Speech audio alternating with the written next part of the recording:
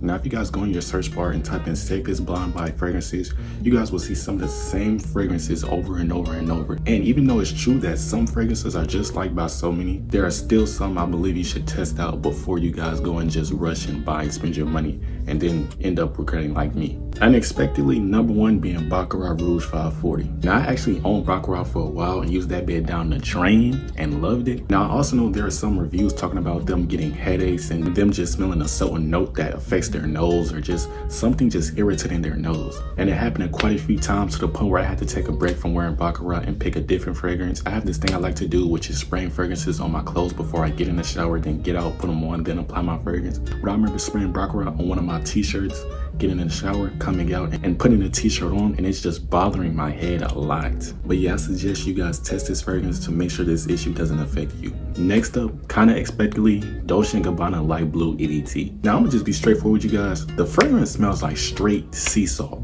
I mean, it smells like, they literally replicated the smell of sea salt. It doesn't smell like a nice beach, and it doesn't remind you of nice beach memories and drinking, I don't even know. It doesn't remind you, it just reminds you of the water, the ocean salt water. That's what it reminds me of. And I've also heard of people getting headaches, but I mainly heard people getting tired of the sea salt smell. And I actually have a friend who owns the fragrance, and they haven't worn it for quite a while, so I think that explains it. Coming in at third, we have Javan Gentleman Reserve Privé. I actually had high hopes coming into smelling this fragrance, and I actually wasn't really let down. But why I do say you shouldn't blind buy this is because it is very gentlemanly, like, is that even a goddamn word? But it is very gentleman-like and very mature, which I know a lot of people aren't a fan of today. A lot of people don't like mature fragrances. A lot of people like fresh and sweet. That's the main two notes people like. So yeah, just beware. It's a very mature, manly scent. Last up, we have Chanel Alone on Sport. I say don't blind buy this because when I spray this, I literally don't even smell anything.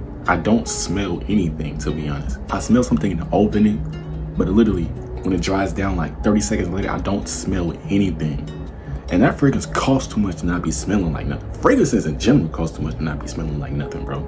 I don't know, maybe it's just too light and too airy for something for me to smell. But yeah, let me know some fragrances you guys think nobody should blind buy and should always test before they buy it. But yeah, I'm gonna catch you guys in the next video.